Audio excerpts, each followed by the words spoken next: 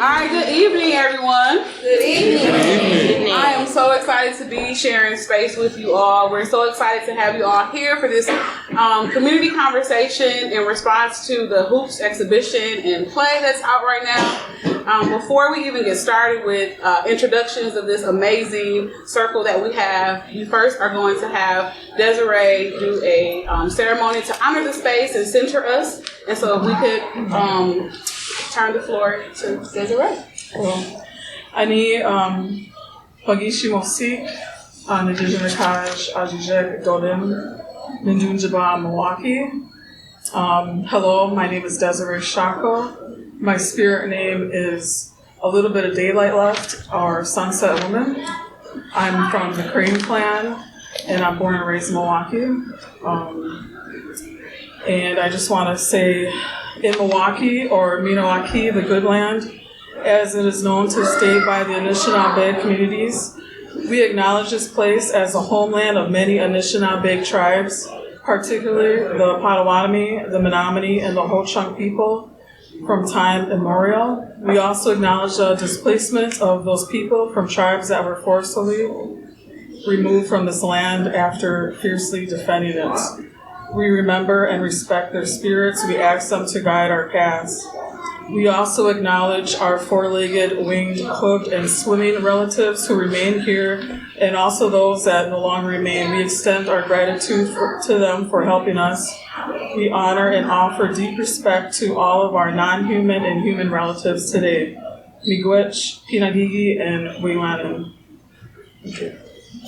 Thank you. We have a dynamic group of individuals sitting in this circle, and we're going to go around and do introductions. I'll first start. My name is Symphony Swan, and I am also an interdisciplinary artist born and raised in Milwaukee, really good friend of Nicole's. And so I'm excited and honored that she thought that I was fit to lead this conversation. We're going to have fun and really dive into some great conversation. You want to start? Be free, and we'll just go around. I also use she, her pronouns. Greetings, salutations. Hello. My name is Be Free, and I am a multifaceted artist here in Milwaukee. Also really good friends with Nicole. You actually might see my picture around the corner over there on the wall. I have the honor of being a part of the original photo project for Hoops, and in today's capacity, I am the composer of the original score for the Hoops play. Yes. Hello, everyone. I am Kendall Johnson, or Kendall J. I met Nicole through music events. I'm a creative, a singer, songwriter, stylist, creative director, all the things creative. But my role with Hoops is fashion stylist or costume stylist for the play. They should have sat me over there because I have nothing. I'm gonna text Nicole after this. Anyway, I'm Josh. I am the husband and/or partner of Miss Symphony here. I ain't got them credits. I ain't getting trying. Father of four. I'm a doula, but I'm a doula specifically focused on teaching men how to show up in the pregnancy stages. Oh my gosh, yes. Wish I'd known that before. I know, right? And so that's all I got, y'all. Yeah, that's a lot. That's really cool. Hi, my name is Katie Avila Lockmiller. I'm also a multidisciplinary artist here in Milwaukee, not from here, but have going on 7 years. And also a great friend of Nicole, and I co-founded and run a business that supports Latinx artists, and Hoops actually originated within Luna. I'll talk a little bit more about that in a moment, but that's who I am. Hi, you guys. My name is Desiree. I'm a friend of Nicole's too. She went to Alberta with my older sister Lana at the time, and we kind of met. She used to go to powwows, Indian Summer Festival. I was honored to get a picture of her. Just showed up one day. No. I was like, I'm gonna represent the Native side, but I do make like Native earrings, so that's kind of like the only kind of art side that I am. I go to powwows and dance in there too. And then my professional trade is I'm a registered nurse for the last 14 years. Hello, I am Lexi S. Brunson, owner and active editor-in-chief of Copyright Magazine. I know Nicole through her many creative practices and mine adjacent. I'm also a professor of writing and humanities and Washington Institute of Art and Design. And I also got to see the play on opening night and got to review the play. So, yeah. I'm Mikhail Flip-Pruitt, interdisciplinary artist, creator of I Am Milwaukee lifestyle brand, co-developer of Homeworks Development Initiative, Homeworks Bronzeville, and I'd say I'm a newish friend of Nicole's, sort of hanging around MARN. I stumbled upon a talk she was giving with some students for MyEd, so I got a little bit of the inside scoop there, and I guess that qualifies me to be here. Hi everyone, my name is Trina. I'm an award-winning published author and speaker, and mom of 3. And I also own Fly Nail Studio, so I'm a licensed nail tech, so support Black Latin-owned businesses. And yes, I've been on Nicole for over 15 plus years. So she asked me to be here, so she's here with us in spirit. So hello everyone, my name is LaShandra Vernon. I also go by the handle Fiery Phoenix as a performing artist. Been performing in Milwaukee, but haven't been lately. Lately I've been an arts administrator. But how I know Nicole, many years ago, Fidel over at True School and I had a group called Relative Theory, and Nicole captured us, and that photo has been used frequently to promote the work we did together. And she reached out to me to do this as well, and also equally very iconic for myself. It was also replicated by another artist, Rosie Petrie. So this picture has kind of been the embodiment of me as an artist. If you look at it and you really know me, the picture is me captured by Nicole. And I'm grateful to be in community with you all. Maria Eugenia Gutierrez Valdecki. I know Nicole. We've crossed paths, put it this way. And when she was in Escuela Verde and other functions that she presented at, she asked me, I saw her little ads saying, hey, you want to get pictures with hoops? I said, why not? So I did it, and she invited me back. So. Thank you all for sharing. I don't know if you want to do the overview. Yeah. So like I said, this all started in her living room. And basically, so Luna, we started out in 2017 in kind of reaction to the lack of diversity I was seeing, particularly tied to some of the art institutions here in Milwaukee. And so I was new, and I had a coworker at the time who happened also to be South American like myself, and I was just like, is there ever Latinx artists in the city? Because these lists I'm looking at are real white. And so she was like, yeah, and I was like, I don't know what I don't know, because I'm the new kid on the block. And she was like, yeah, there's tons, and I was like, well, should we I don't know, do they need to should we meet? I don't know, what should we do? So we just kind of put a call out to for any Latinx artists to show up and see what it could be. And from there it kind of took off. We started creating exhibitions together, started applying for different opportunities, and one exhibition that we wanted to do was on hoops, on hoop earrings, and we applied to a gallery to show our work together, and they rejected us. And so, but luckily that same week, Urban Ecology was like, hey, we have an art space. Would you want to put your work here? And we were like, great, we have this idea, let's do it. And Nicole, since she's also got this marketing degree and side of her, she was like, hey, I have a really cool idea for a marketing a campaign for this show. But if I took a picture of all the artists in the show with our hoop earrings, and we were like, cool, let's do that. So we had so much fun, and actually you can see the pictures, they're being projected over there. Those are the very, very original photos. And we and they were so gorgeous, and it was really also fun to because so many times visual artists nobody you don't see our faces, so it was kind of cool, and we all felt really like, oh, you're like really seeing like all of those, like our personalities just like popped. And from there, yeah, people are asking her like, hey, do you want to like, I want a hoops portrait. And she like really wasn't thinking about that. She just wanted to do like some promotion for the show for us. But then we were able, like the following year, or the same year, or the following year, I can't remember exactly the timeline, but really close to that, we had a pop-up space on Chavez Drive.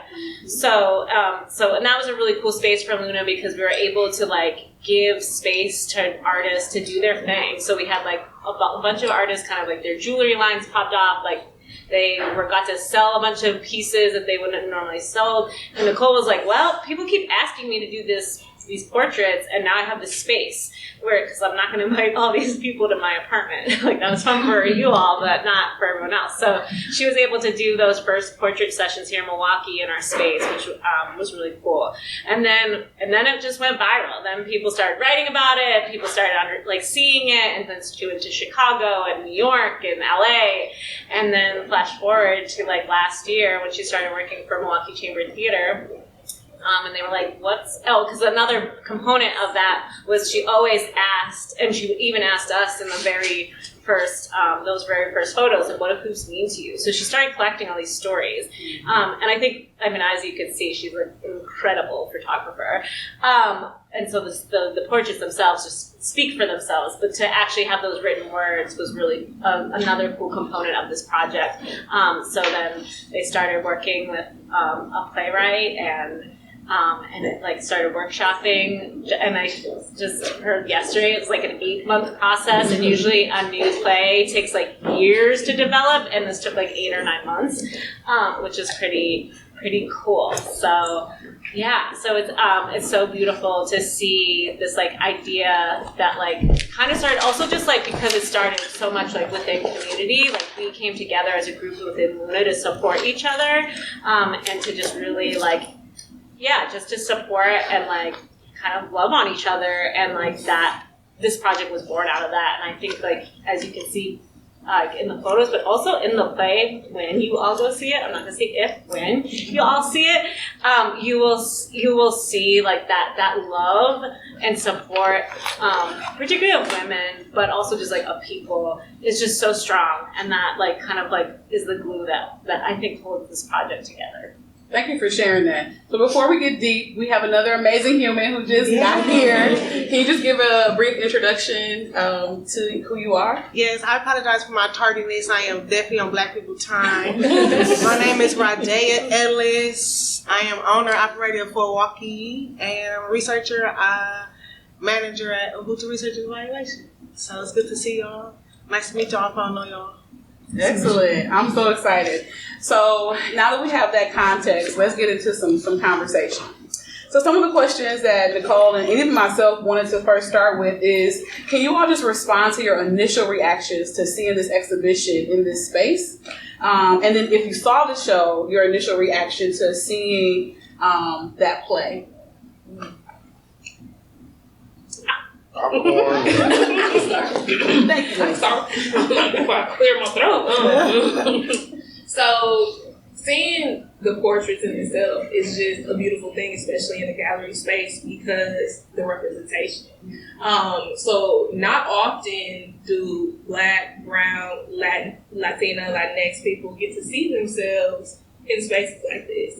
And so first thing, it resonates with me because it's like, wow, these are people I know. These are people who look like me. These are people who look like my family, my friends, my community. And so the reflection of that, and then to see their stories and there be this thread between their narrative, is a beautiful thing. And that is not common. And so that's a beautiful thing. The show, woo! The show was amazing because it really took a theatrical perspective of what I believe is my reality and the people around me, the reality. And it made social commentary that is usually hard to stomach when it's not done in a creative form. Mm-hmm. So there were things in there which, out of context, would be like, oh my God, I can't believe they said that. But no, absolutely, they needed to say that, right? So as much as this is for us, this is for everybody, right? There are a lot of people who need to see the narratives that go along with something that is an adornment culturally, right? Something that is an adornment spiritually, something that is actually a thread between the narrative of us existing and the play is reflective of that, and I felt that in my soul. Yeah.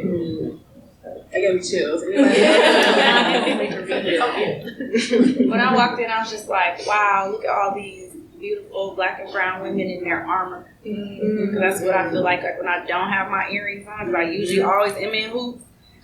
It's like my armor, I feel naked without them. So it was dope. It's just dope to see, like, and my other initial, because I was supposed to be in it. I'm sad that I wasn't in it in the original photographs, but I'm excited. Like, it's just beautiful to see, and I'm seeing the play next. So that was great setup. I think when I first walked in here and I saw the pictures, I appreciated them a little bit more. I appreciated all the skin tones and all the colors because everybody has black on, but they pop so much. And it's literally just the person that's popping on the page. There's no like extra, like I'm into fashion. I'm used to like, you know, extra. We are the extra. We are the art. And that was like a meaningful thing for me. And it's dope to see kind of each, even just in a portrait or headshot, each individual style. Like everybody has their own style, their own representation of themselves, which is dope to see. Yeah.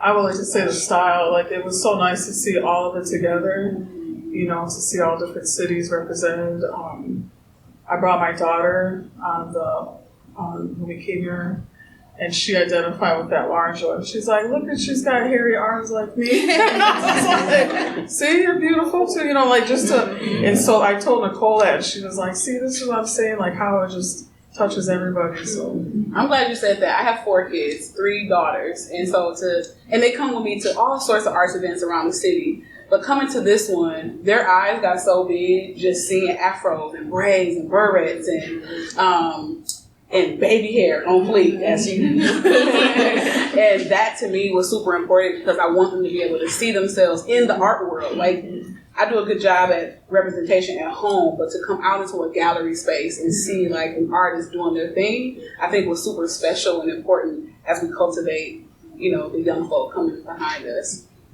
Let's keep going. What does it mean for you all to have, and we kind of talked about it a little bit when We Are the Sauce, but how important is it to have representation? And I mean on all levels. So the play, you know, I think 98% of the play was really led by creatives of color, women and non-binary folk.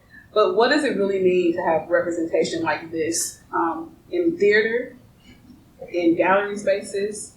Dive into that a little bit. I was reflecting on this. I haven't told the story. You already started again.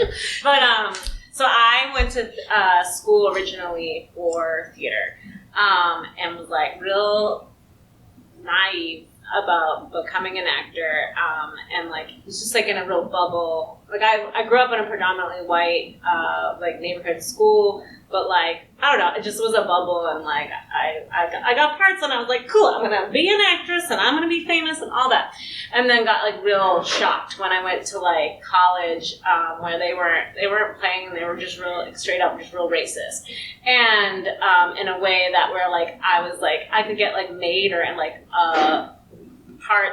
the parts I got were like made and or like not humans, but like when I would audition for like any role that like had a relative or was like a love interest that was like you don't look the part, and like I was like, well, that like I knew that the part of acting would be rejection, but this feels personal, and so I was like I'm not doing it.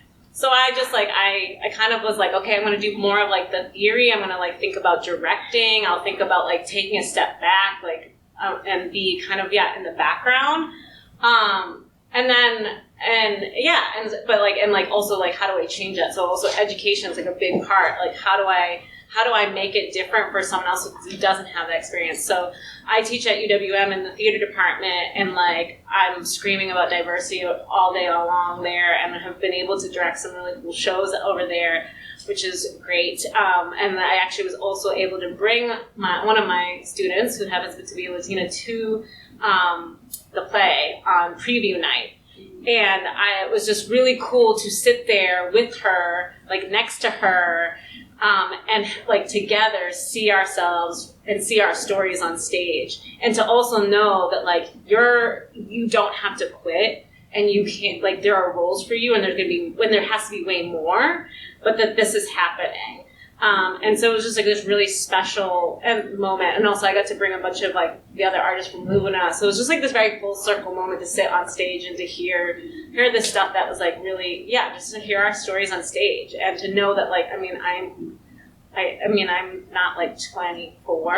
I know I look it, but I'm not that old. So the fact that like just like 15, however many years ago, I was in school, like not like being able to get parts because they're like, well, you don't look like Juliet or whatever. Like, you know what I mean? It's like outrageous. And I didn't go to a small, I'll just call the school out for what it was. I mean, it was like I started off at George Washington University in DC. That's not a tiny school in the middle of nowhere. Like, that's a major school that had a huge diversity problem not that long ago. Mm-hmm. So I would say a thing that's really important and relevant about how this exhibition and the validation of people of the global majority that show up in this space is about archiving for me, and about historical legacy specific to the things that matter to people of the global majority. And if we don't start creating those things for ourselves and putting them on display and saying, this is our pride and our heritage and the things that are connected to value for us, it creates that belonging amongst us. But each of us have a story in it. So archiving at the core, if you look at the way the nation is built, there's a Library of Congress. You go there, you can listen to narratives on slaves that were placed there because we had some ancestors that had the forethought to record these conversations about slavery ending. And so that exists. So now you continue to build on the archiving in the arts. You look at the photography as a record, and you look at the story as the real path to the history of people of color in this nation. And the more we digitize this, the more we make a history record of it, the less they can invalidate what we are to society after y'all steal it. And so that's the core thing that I see in this. Like, you just think about what they really think about us when we wear our big earrings, when we got our nails done, when we out here taking jobs with locks. Like, those things are going to continue to happen because we're dope and you can't do it without us. But we have to start taking records of that. And photography is a great way, and storytelling is a great way. And those two things are captured in this project really well. So, unless anyone else has a comment, I want to segue into the play. How many of y'all have seen the play? I'm going tonight. I'm going tonight. Even in the audience, how many of you have seen the play?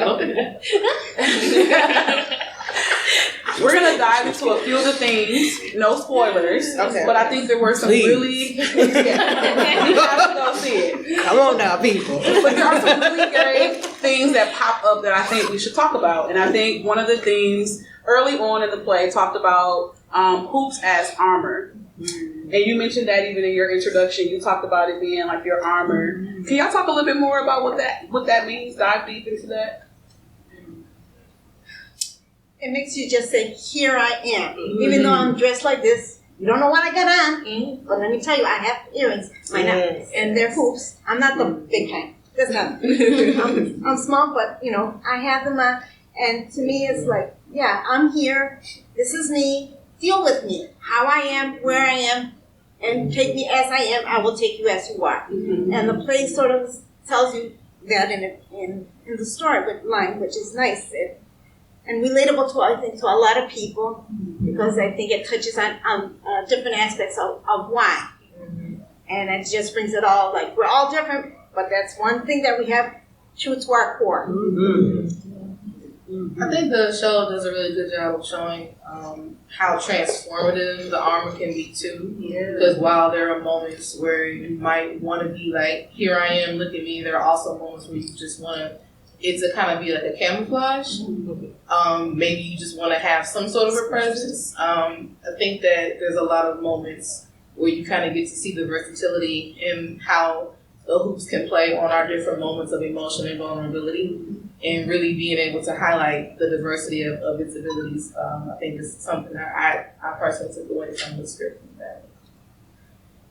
I know for myself, my grandmother gave me my first pair of hoop rings, right? So, and to know like those hoop rings were given from her mother, right? So that armor or armor protection, right?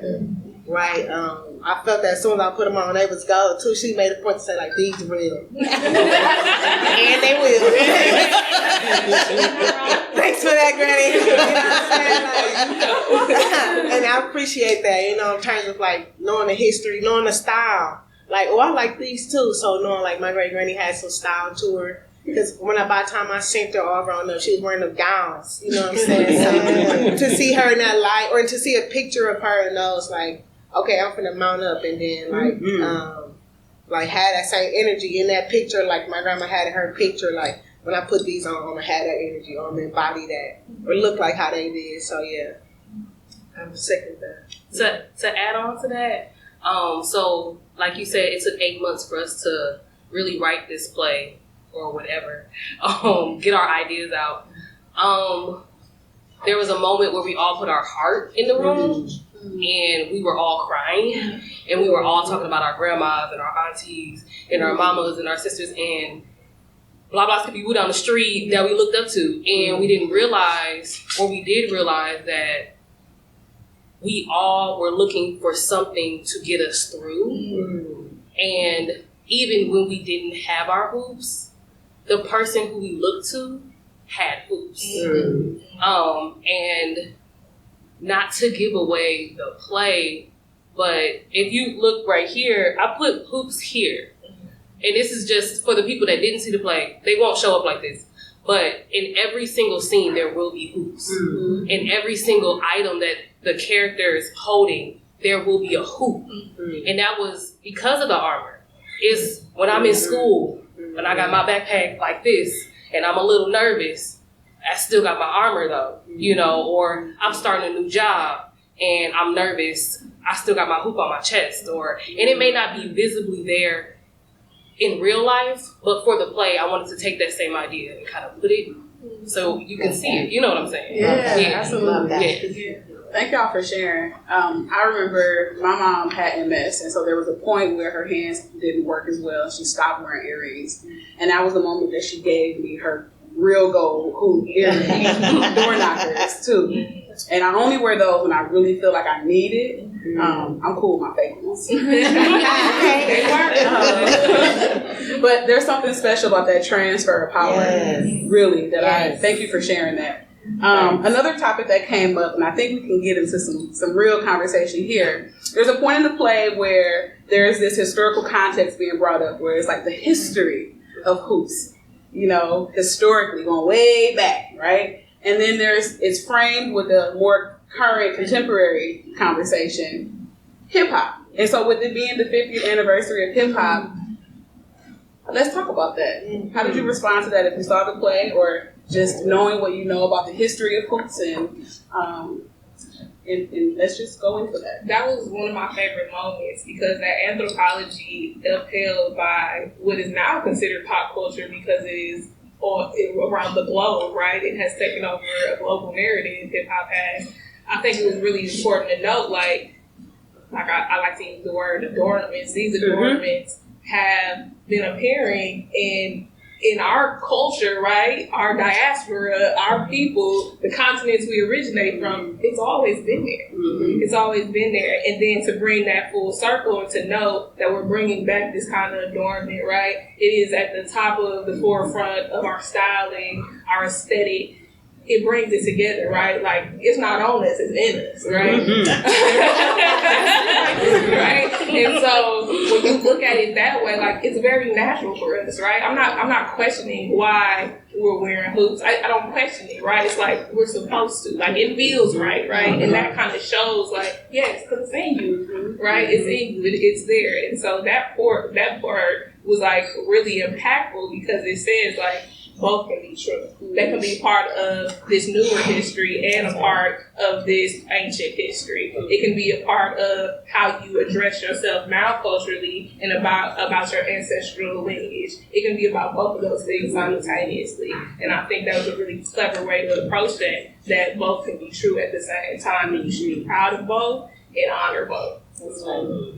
So full disclosure, I haven't seen the play yet. Mm-hmm. However, since I'm not going to age everybody, but I know I'm Generation X, right? So like I came up as hip hop was really taking hold of the nation, but like I would say my older cousins were the very beginning of hip hop. I wasn't the very beginning, so I'm like the end of Generation X, right?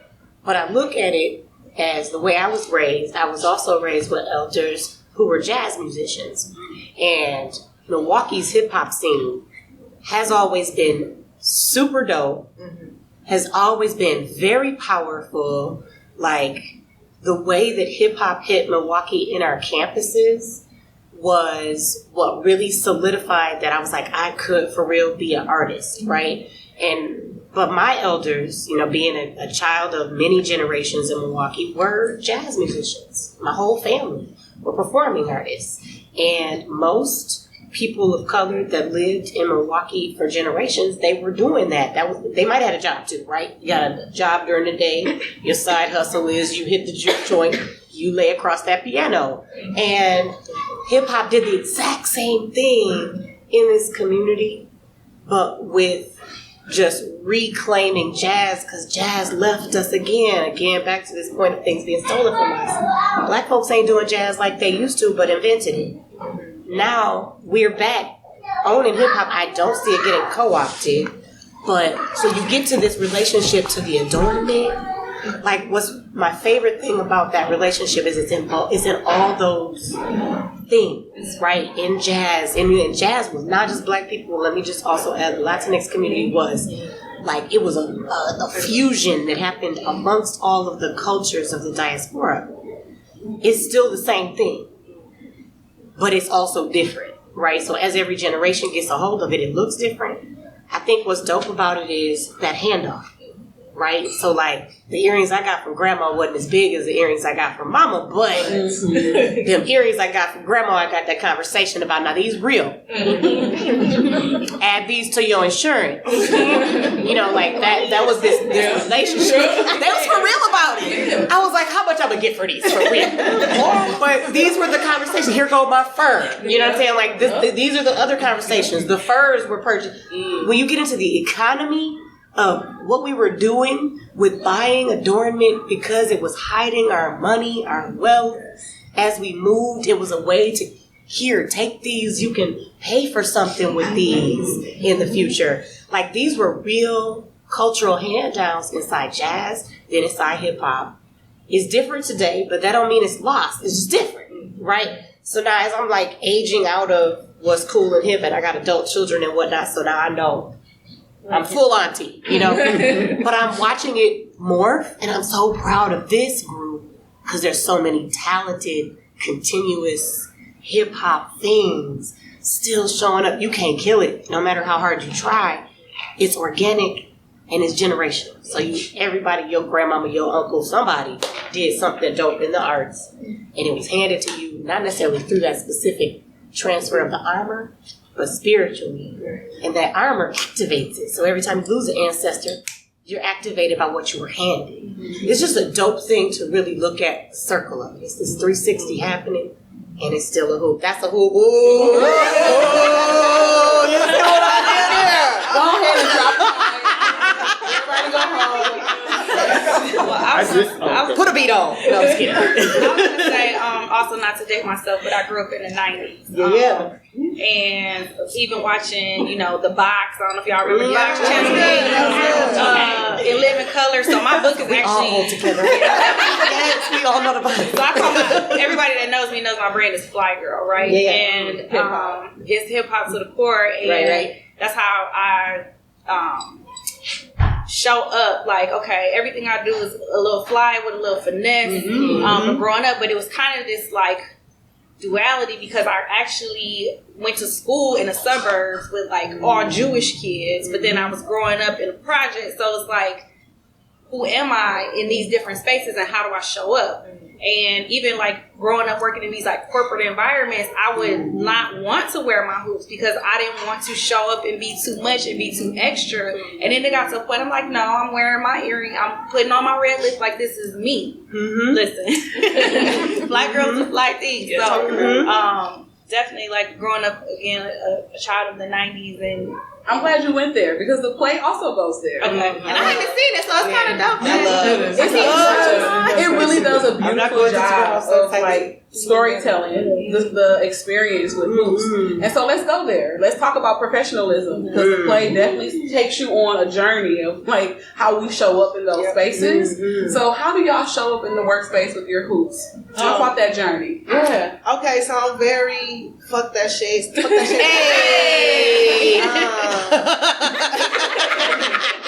Yes, somebody made it okay. We cussed it down. Yeah, I cuss with care. I love that. So meaning understanding like professionalism box you in and try to mold you to like this rigid whiteness, and I'm not that, rigid nor white. So recognizing that's not me, I directly will put on my grandmother hoops to be like, I'm black in here. If nothing else, I gotta put some khakis on with some Smurries, and I'm gonna have my hoops on. Right, yeah. Come on, be for real. So That's it. So I recognize that, and after learning like professionalism or Unlearning or recognizing I don't want to do that shit, right? I went full force in like how I show up now in terms of like I wear how I feel. You know what I'm saying? And I'm very thematic. So today I came in my Y2K fashion. My Y2K fashion because in terms of like when I was inspired by hoops and when I could actually put them on, my first time wearing hoops, my actual first time was clip-on because I didn't get my ears pierced and I was older, right? So, which is why I didn't get the gold was until I was like, you can maintain them. You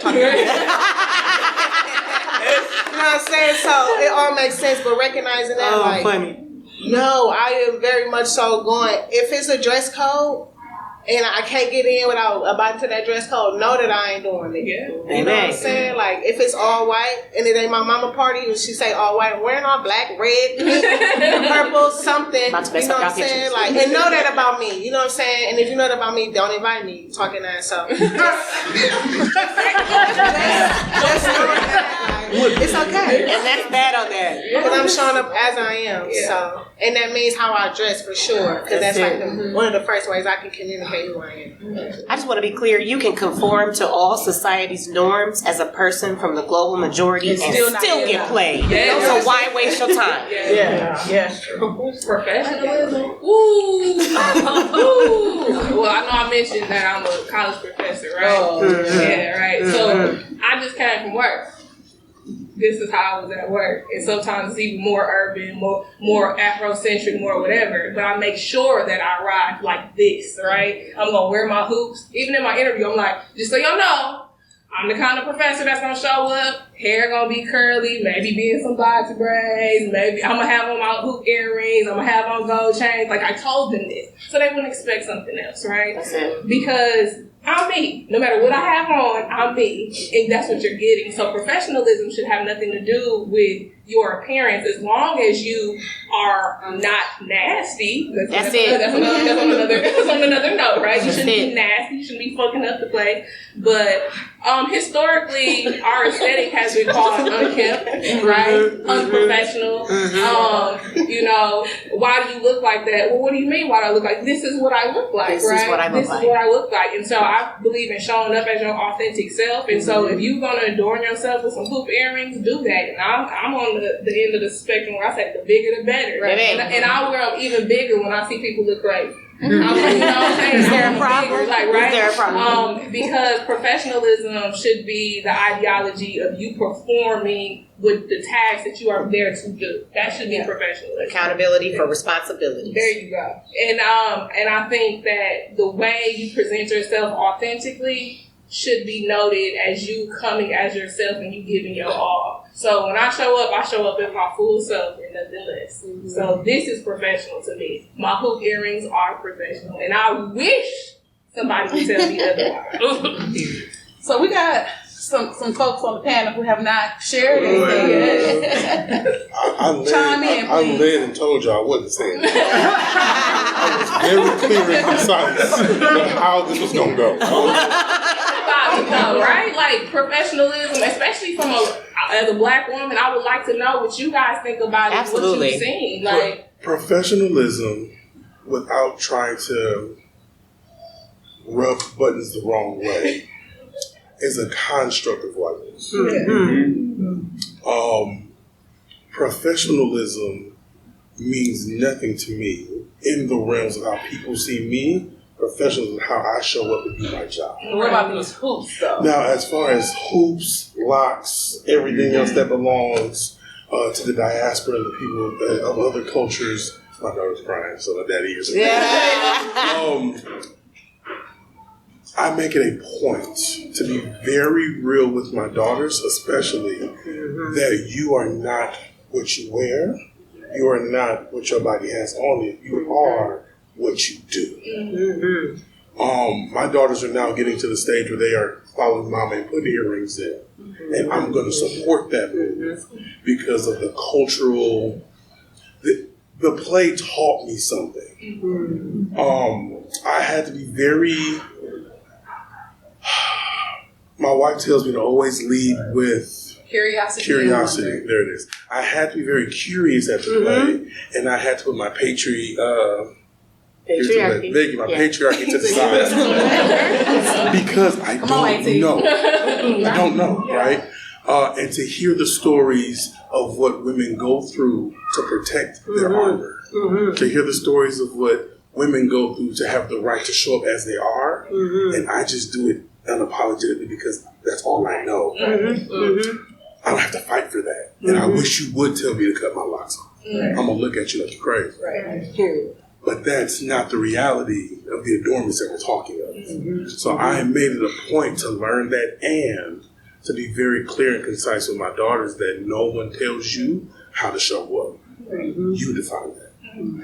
And so hoops was more for me a learning understanding into what the next 10, 20, 30 years of fatherhood will look like.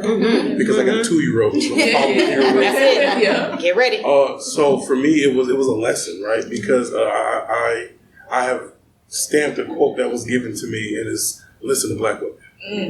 And because I am raising black women, who else to educate me than black women? That's it. So therefore, hoops was a learning opportunity more than anything else. That's also why I'm not speaking here. It ain't got nothing to do with me. I'm just here to make sure my wife and my daughter get the support to rock what they rock when they rock. And for you to be an advocate, right? So that when you are in spaces and policies being created or conversations are happening, you can step in and be like, that's not what we're doing. And tell that story. And as a doula who teaches advocacy to men already, that's second nature to me, right? So it's not even something that hoops could teach me how to do that. Papa Bear is Papa Bear for a reason. And so when it comes to anything within my tribe, I show out in that way anyway. And having them to have the confidence to do it for themselves when daddy's not there. No one tells you how to show up. Not me, not your mama. You choose how you show up today, and you rock it how you rock it. But I think something really significant that's been said is us even feeling safe to show up authentically as ourselves it's a current shift, I think, because I've been in worked in corporate spaces almost my whole life, and a lot of times I didn't feel safe to show up as Trina authentically in my hoops. I have naturally curly hair, so like my big curls, my hoops, my red lipstick, my nails. I always toned myself down to work my way up. That was my thought process. Like, okay, I'm not going to show up as myself, so I can work my way up this corporate ladder. And then it got to the point I'm like, fuck this. I'm telling you. And even like, because I talk with my hands, so being in these meetings, I've been in spaces that's 30, 40 energy, just be me in these meetings. And I'm trying not to. And it just got to the point I'm like, girl, so because I don't think I've been in enough spaces to feel safe to show up as myself. But now at Trina almost 40, I had to hold on. Knocking on 40 Trina, it's like, no.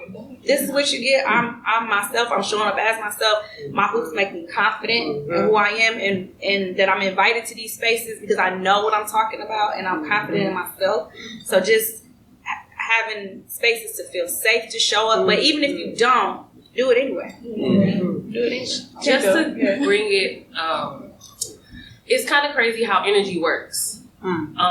So without crying, I'm not gonna cry, right?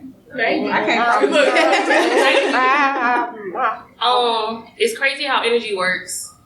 That scene specifically was Read the.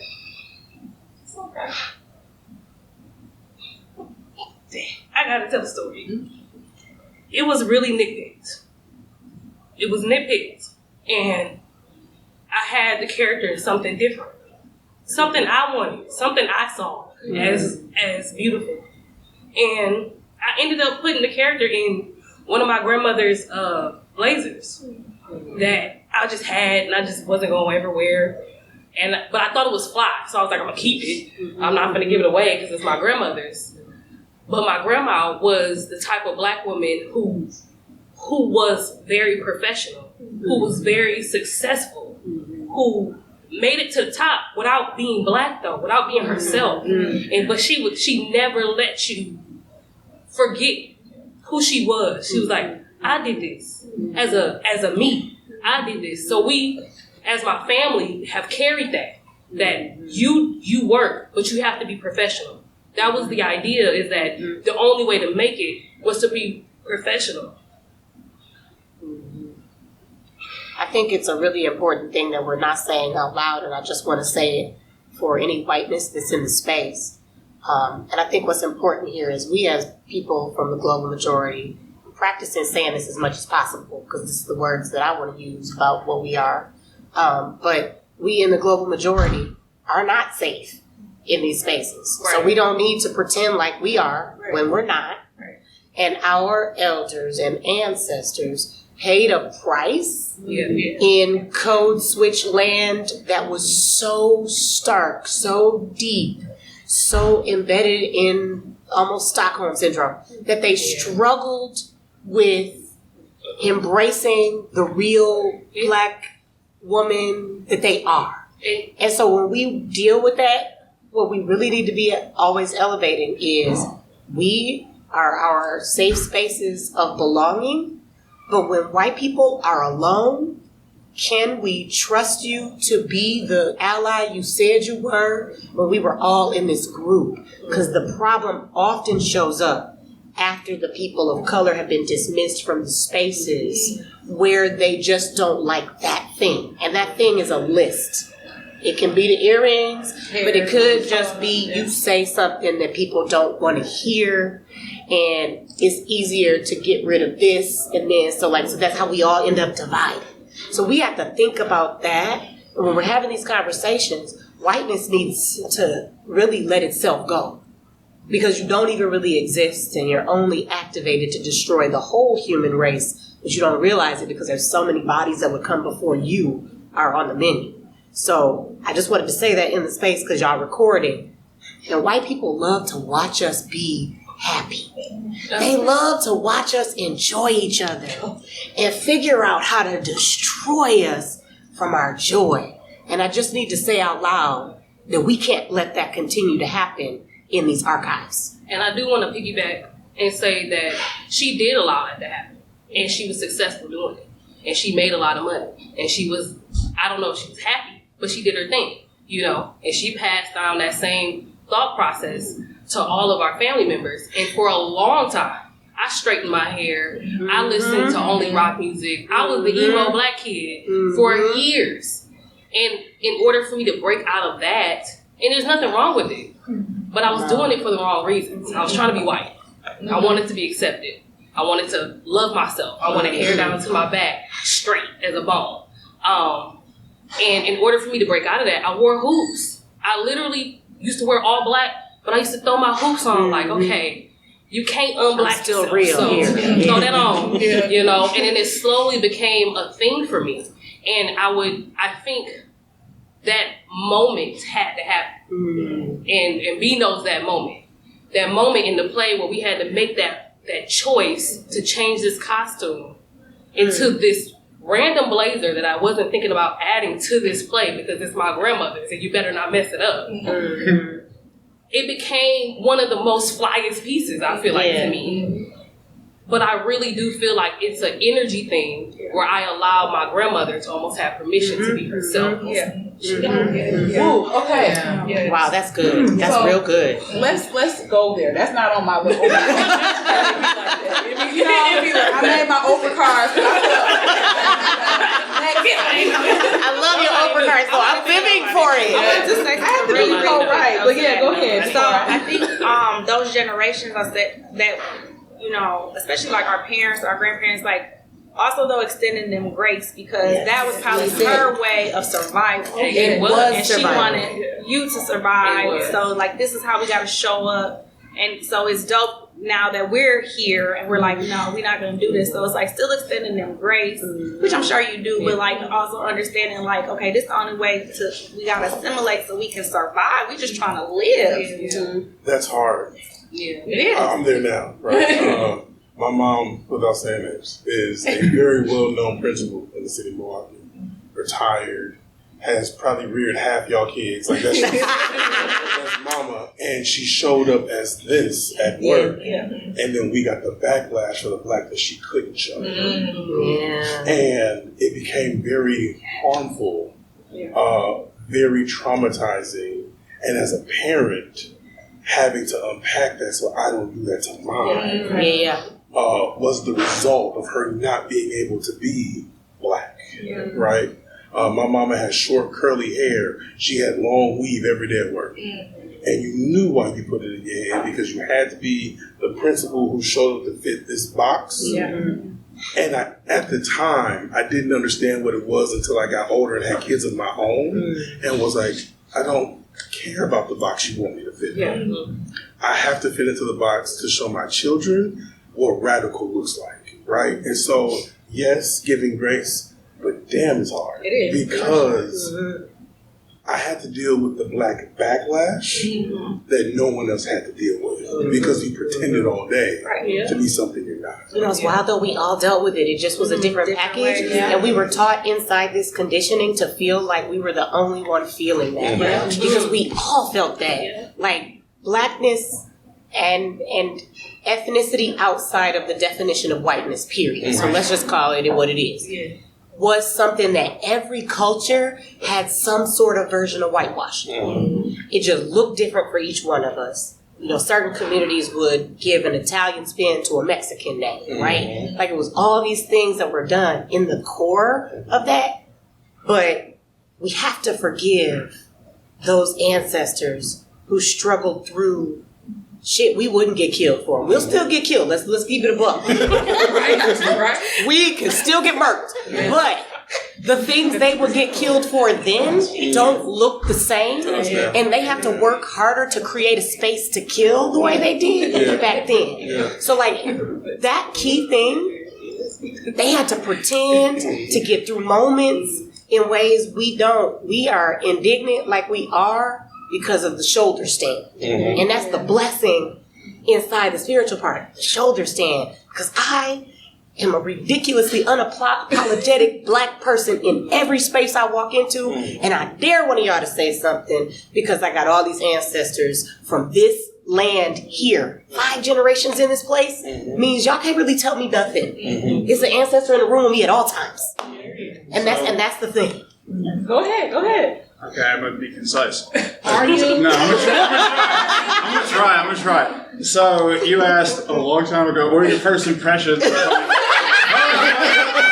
I'm gonna run through it. All right, let's do it. What are your first impressions of coming into the exhibition? And one of them was just seeing a place where stories that are being told and that are collected are self-selected stories. So it's not somebody else saying we want this story, or we want this story of trauma because that'll be good for a movie, or we want this story of a past hero because this will be good for where we are in culture right now, right? So it's an authentic collection of stories that people want to share in a space where they feel comfortable sharing. And I think that's important for me as an artist to be inspired by that, to say like, look, I could do something like this too, or I can push my identity and work further. Then seeing it turn into a play, right? I haven't seen the play yet, but even just knowing that it's a play in the 3rd Ward of Milwaukee that's across the street, that's inspirational for me too, of like, yo, we could flip this into like whatever right now, right? And then the other thing that struck me is starting to learn more from the stories is all the people in the photos, their connections, the historical connections of the hoops, people getting them from their grandmother, people getting them from their mother, like that passed down lineage.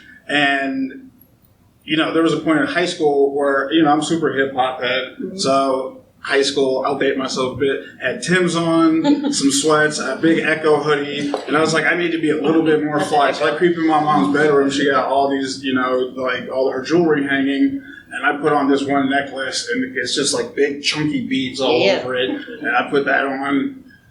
I come back from school. She opens the door and goes, "Same necklace on me." And I was like, "What?" She's like, "That is all hand polished amber that your grandmother did, right?" And I'm like, "Oh, like." So when I hear these stories, I'm like, I want to see this necklace. Like, no wonder I was drawn to that, right? When I hear the rest of these stories of like, that's like my closest experience for the jewelry being armor. And I have another necklace that I found in like an old box of like my grandparents' stuff, and I put that on, and I would wear it when I do rap shows. And one time I broke it, and I was like, "Rap, stop, everybody!" 60 tiny beads on there. DJ came over. I was like, hold on, get these all together. Like, everything's gonna stop. Like, you know what I'm saying? I'm really gonna like the show. There's a point in the play where they talk about that. So can I just interject for a second? Yeah. There's a part of the play where it's like, oh no, it's on the ground. Where it's at. The whole party stops till I get this earring. Period. But there's really unique storytelling that happens about the broken earring. And how I have a drawer of broken earrings that I just cannot give away. Can we talk about what that means metaphorically to you all about keeping that broken earring? I think it has to do with the person who gave it to you. It's like, oh, yeah, she gave it to me at this time, and we were doing this. It's just your story with that person. It's very close, very personal. I feel like a little piece of me is missing. I'll be like, darn, I love that pair of earrings, and you can't find them again. Or there was a point too where I remember being young, and I had a lot of Latino friends, and I remember her mom had a little jewelry of just one pair of gold hoops. And I was thinking it was like, oh, she's rich. She's got all that gold. But to add the one with the missing one too, my older sister, she's in the hip hop scene and she's older. She was like, man, I felt like that play just spoke to me.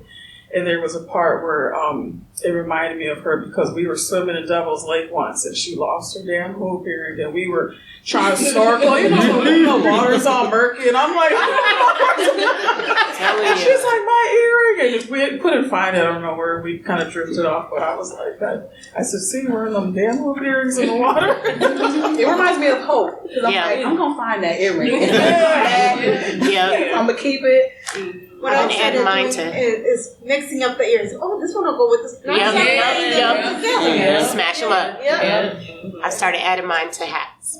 Okay. So if you get a hat that's special, like the hat that I was photographed in with you all, those were pieces of jewelry in a bag that I keep. And every time I get another hat, if I'm getting it designed, I can take those pieces to the hat maker. And then it becomes a special piece of whoever gave it to me or where I lost it. Like I lost an earring at the Ice Cube concert. I'm still emotional. I haven't figured out how to incorporate it into another piece of jewelry. But it's the Ice Cube earring now. You know what I'm saying? I had a time. That's how I lost the earring. So like it's a relationship to when I got him, I was like, man, when I go to this, I'm finna kill him with my, and that's part of the look. And now I love that thing still, like that moment. From the other side, right, I think watching that part of the play, once again, having to put my ignorance to the side because nothing was handed out, right? Stories, yes, but physical jewelry, no. Made me think about what am I giving my kids. So I had that moment of, okay, Josh, what are you going to give that means that just as much as a pair of earrings from mama to them, right? And I'm blessed to have all daddy girls. So it's not really very hard, but it's just being very intentional with, baby, this is your piece. You don't let that go, right? And being very meticulous in doing that, so my mind has been racing on how to do that. Getting, necklaces is cool, but I think I have to do it on earwear. In my mind, it will stick differently if I follow up with earrings to make you really understand. This is daddy's gift to what mama's going to give you later, right? But that scene made me have to really think about the things our ancestors gave us that we hold sacred, and had a moment of like, dang, I ain't got one. And had to really be okay with that, because my story is one that's very difficult. That's the way I'll explain my backstory. Difficult. And because it's so difficult, and I'm just now making amends with a part of my past that I held on to, there's nothing I can do about it, right? So being okay with not having it and making sure I do better for my girls going forward. And my son, because he deserves one too, because I don't have one. So starting that generational investment, like if somebody had to start it in your family, you being the beginning of a legacy of giving is dope. Also, so I'm adopted, and so and like hoops are so important to me, and not because anyone like told me, like I have a white mom and a white dad, and they didn't teach me to wear hoops, but I'm also a product of the 90s, and so I knew like really early on, like I did this, like I just knew like hoops belong on my ears, and I remember like everyone in my high school, like later on, was like, I was so afraid of you because you wore hoops. And I was like, okay. And I didn't really understand, and like the real history of it. Like it was just something like instinctual, right? And I just knew I felt good, and I guess maybe I felt like people don't talk to me. Okay, people leave me alone when I wear my hoops, right? And so like it literally became normal, but it also became like this entry point to like what I wasn't finding, like in my family or even in my community growing up, and it became my entry point into discovering my identity, into claiming my identity, and really owning my identity. So I also I love hearing all the stories of like the passing down, and I was like, that was so beautiful, and I didn't have that because I didn't grow up with that culture. But flash forward, I like reconnected with my biological family, and my niece gave me hoops. And I was like, and those, they were just, they weren't even, I'm sure they were like, she's not like making tons of money, so they weren't like anything crazy special, but they were like in terms of monetary like value.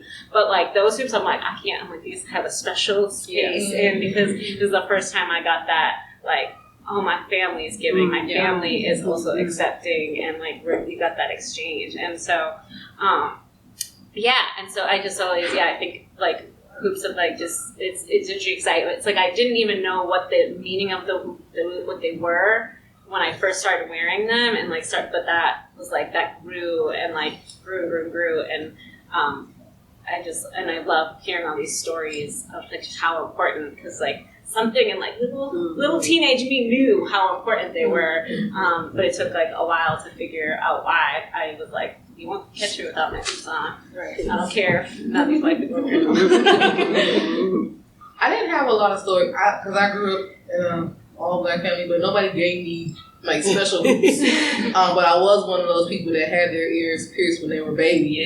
So I think it was always just something that was intrinsically instilled in me. Like I feel like the show I'm in, like even just being a part of like the storytelling really helped me understand why there was this specific amount of connectivity. Even if I didn't like experience all of these things myself, I still got it on a specific level. Yeah. And I think that the show and the portraits really do a good job of laying it all out on the table. Like, even, no matter what your entry point was, this is all where we connect. So, yeah. So I have a question for the folks who work intimately with the development of the play. I am not a theater person by any means, but I recognize that what happened here in getting this to the stage was not a norm for the industry, maybe even in Milwaukee. Everybody on the show, for the most part, was a creative of color, a woman. Can you talk about what that experience was in comparison to maybe other projects that you've worked on? Yeah, share that for us. Well, I'm not a theater person either. Either am I. This is my third play. What's theater? I got a question about What's theater without music? Sounds like you are a theater person. On paper, I'm a theater person. In real life, though, I'm not. So, I guess, how can I say this? It was, like you said, there was a time where we all kind of just got it. Like, you didn't have to say much about certain things. You know, when you have to defend yourself in a space where people don't get you. There were just certain things where people were like, yep. And that just, I don't know. I didn't know, I think I said this yesterday, you don't know that you're not okay till you're not okay. Oh, wait. You know, like this whole time I thought like, I'm good. You know, racist stuff might happen to me, but yeah, fuck that. You know what I'm saying? Like, we're good. But you don't really ever like dive deep into how it actually made you feel until you get into a room where it's like, dang, that happened to you too? I didn't know you, like, that happened to me, but I didn't say nothing. Or this, or I quit that job or something. And I think it was just a space that was safe and familiar in a weird way. Yeah. It was still new though. It was a lot of things. It was a hot of a lot of emotions. I feel like the most imperative part of the creation was the workshopping phase.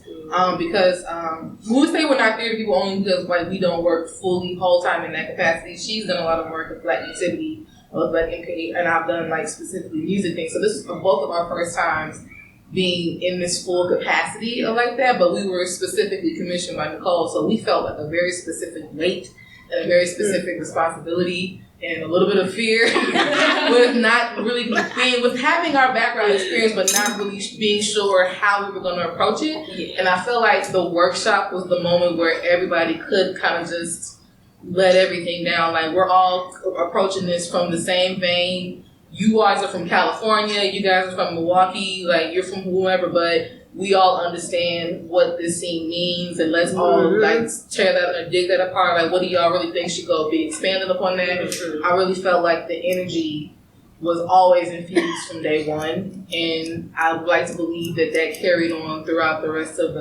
when it came to casting. Because even like the people who are on the stage now, they weren't a part of the beginning project. They weren't cast until like a few months ago. So the play existed and its entity and all the workshopping and all the hard work and all this, like the trauma, the unpacking, like, all that happened without even meeting who was going to be the people to deliver it. So once we were able to add that aspect to it, it opened up a whole nother layer of just understanding. And then even like, this whole experience has been interesting and new and different and a lot of lots of different facets, but being able to have moments with the cast even like, oh, you get this? And so I thought I was the only one that understood why that was like weird for me, but you get why that's weird for me, so we gonna acknowledge that without acknowledging it. Like, there's a lot of things like that I felt was just really special, and for that alone, I really feel like the experience for us was necessary, and I think that it kind of just added to our wholeness. Yeah. So I got the time nudge. Yeah. So I'll say this to kind of like sum up what you all just experienced. When you see the show, you definitely know that Black and brown and indigenous folks had their hands on it. And not that it was a secondary story told by somebody else who kind of delivered it for us. It felt like y'all had y'all hands on it. And so when I've been to other theater shows, you sit and you watch and you when you need to, but this one is call and response. You know, this music brought back memories where you're like, oh, I heard this song, you know. And so that felt really. I was at home, and it felt like it was. And that was a different theater experience. So for folks who are ready to go and see it, you're gonna get a really unique, different experience in the theater, which I think is nice, very nice. Because I've been to a few plays, and it's not my crowd. As older white people. I might be old, but I'm not white. And this one is like, oh, people of color. Okay, and you know, it's like even the cast is like you. And sometimes even if you go to these plays, you'll see one or two, like you say, minor characters, but it's totally different. It's totally me. Yeah. We did a very specific job, all of us, of trying to build as much intentionality and familiarity from the beginning. Nicole was very specific about the direction that she wanted us to infuse with the 90s, because that's the one thing that everybody on the general level knows. So I think that shines through really well. Yeah. So now y'all are theater people. Well, we're reshaping it. We're telling a new narrative, right? We're putting more archives that tell a unique story, our story. So before in closing, because I do want to give room for folks out in the audience to engage with us as well. If you all could just go around quickly, I'm putting y'all on the spot. Give us one word that sums up your relationship with Hoops, the show, the play. Just one word. Well, I'm gonna go with my brand, with everything. It's fly, baby. It's all fly. day. I just feel empowered, feminine. Relatable. Presence. I want to say bold. Self-definition. Love. Culture. Big C. E-girling. Said one word. One word. Y'all can talk. Hyphen makes it one. Relearning. Intergenerational. Okay. Connectedness.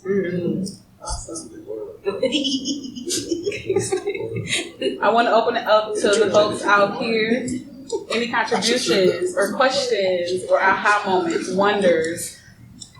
I have a question. I saw the play. It was super dope. And will we call this a musical or do we call it a play? It's a play. Yeah. Because I don't like musicals. Well, at least I don't think I do. But I like this. I thought it was super dope. You like black questions. You like black musicals. That's what it is.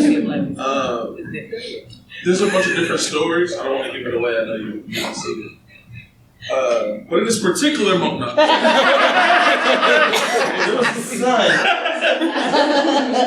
there's a bunch of different stories weaved in between. Were those you guys' stories from the workshops?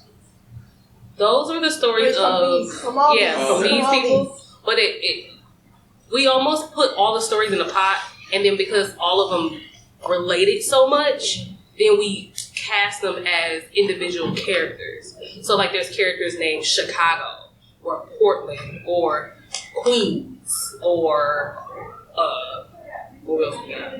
East LA. East LA. And those characters are like 5 people in one story, but they all are about the same like microaggression or whatever. You know. You had one, yeah. A little bit nervous and vulnerable at the moment. My name is Kristen. I'm 50, so don't worry about showing your age. Beautiful. But my question, and I'll frame it in a moment, but my question is, I'd love to hear from anyone that first moment when you felt the power to put on your face. I was 45 years old, so balancing multiple identities, race, and everything. I was 45 years old before I found my Black side of my family. It was kept from me for many different reasons. And I was embraced by 8 older siblings and hundreds of cousins and everything. But what strikes me about this conversation is that all of my life growing up, I knew like certain things about me, and I'm like, this isn't like my mom's side of the family, this isn't like, but I didn't know how to show it. And this conversation made me think like, oh, maybe it's not hoops, but maybe it's something else that I can be very proud to show growing up and in a work environment where I connected very much with showing up. So I just love to hear anyone share like that moment where you felt empowered, whether it was hoops or something else. I'm gonna say when I went to Stevens Point, Wisconsin. Self-explanatory. Before then, like I said, I was the emo kid, and then I went to arts, which basically is like emo amplified. So when I went to Stevens Point, I was black. And I couldn't run from that. And I was like, dang, it didn't matter what kind of rock music I was listening to. It was like, you black. It was like, I'm scared of you. I was like, what? Okay. It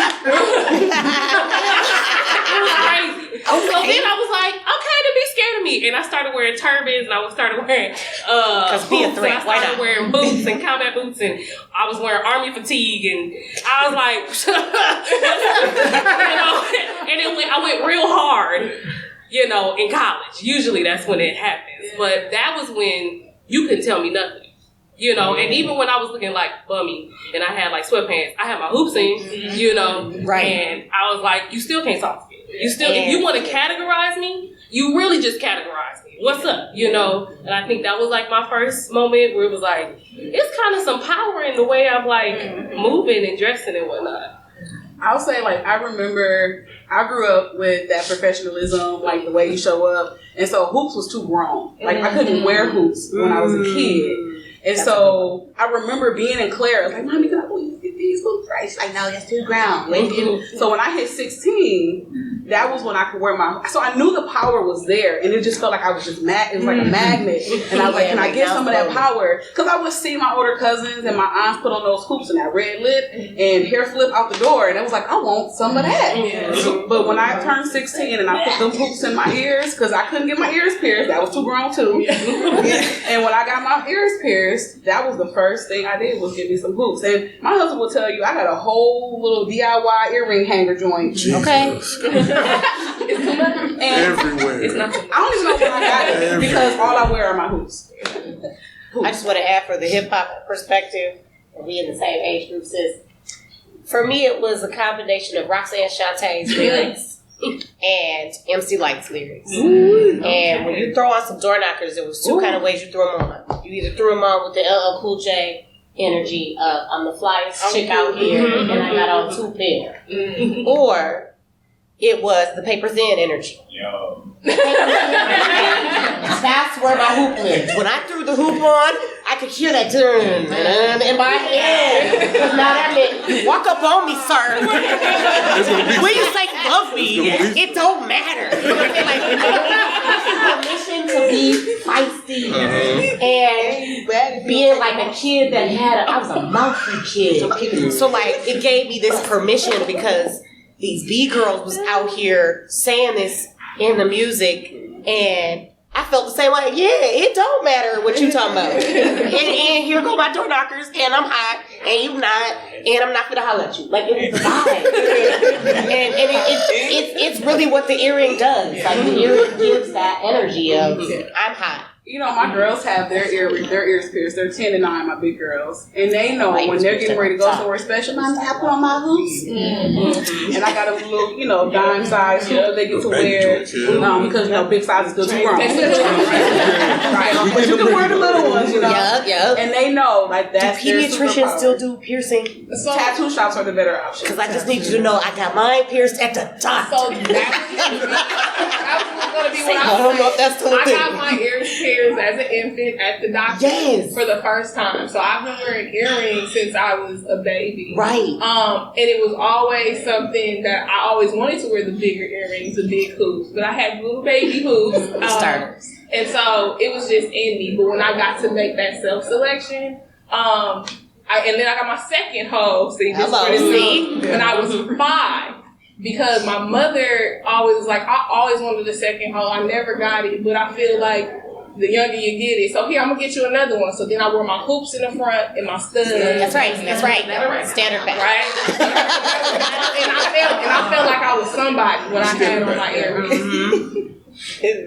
I got my third hole. I have 3 holes in the front in the front lobe when I was in middle school, and I think I was about 8th grade. And I would wear my biggest hoops in the front, middle in the center, and in the back. That's it. Yeah. And in that stage of life, I was really what they used to call a tomboy, and I would wear my sweats, my oversized t-shirts with my shell toe Adidas. Full but I would girl type. always have on my hoop earrings, and I couldn't leave the house without them. And at that moment, I was like, "This is me. Like this makes the outfit. Like get the sweats and all that. That's right. This is the outfit." And I felt very empowered, and it would be like a ritual putting on my 3 sets of earrings in the morning before I go to school, and I would sit there, clip them on, and clip them on. And they start getting in the way when you start getting to that third. And there are pictures of me walking around with this swoop over my eyes. This bun in the back, right? And these we gonna give you a swoop. And these and just this series of earrings. The and I just felt with the bun, with the baby. brown lip liner. Brown lip liner, cork and honey. And the one I was just gonna say, this is a whole nother conversation. You could go into, but like, Don't you give me really my knew nails. not to mess with me when I got my hoops and my hair was pulled back. Because I wanted you to see it. You know, like, my hair being in a ponytail is intentional because I wanted you to see my hoops. Don't let me get a vibe with a shag situation. Now I got it away from one. Yeah. One of the shows tonight. Oh, you know what? Yeah, okay. So 7:15. I want to say thank y'all all for engaging. The show kept. Thank you so much. Listen, bad moderating, okay? I'm getting my life together. In the last 3 minutes that we have, I just want to say thank you to everybody for engaging and being vulnerable and sharing space. It was amazing. I want to leave you with 2 things. One, y'all all said some amazing stuff. I'm like taking notes as you all were talking about, hoops just being, a transformative armor. It's a protection. We mount up. Some of the other things you said was, we are the extra. The earrings are there, but we're the sauce. You talked about rejection being a part of it. I took it as like rejection being a part of life. But when that other stuff comes at you and it feels personal, that hoop was there to give you something to bounce back from. Archiving and creating and telling our own stories, I think, is the power of this space. And even saying it back out loud, I have chilled because I'm like, wow, like this show really is groundbreaking, and I think it needs to continue to happen to share these stories from all lenses. But if you are planning to go to the show, there is little discount code. Yeah, it's happening tonight, 7:30, right down the street. So please go and. But the codes are valid through the 19th. Yes. Thank you. Say anything, y'all And if tomorrow's show is the first talk back. If anybody's curious, the Thursday shows involve conversations with the cast. I'll be at the one tomorrow. I'll be there tomorrow. Yes. Otherwise, we're gonna mingle for a little bit and you can share stories and aha moments with us. But thank y'all so much. Thank you. Thank you for having us.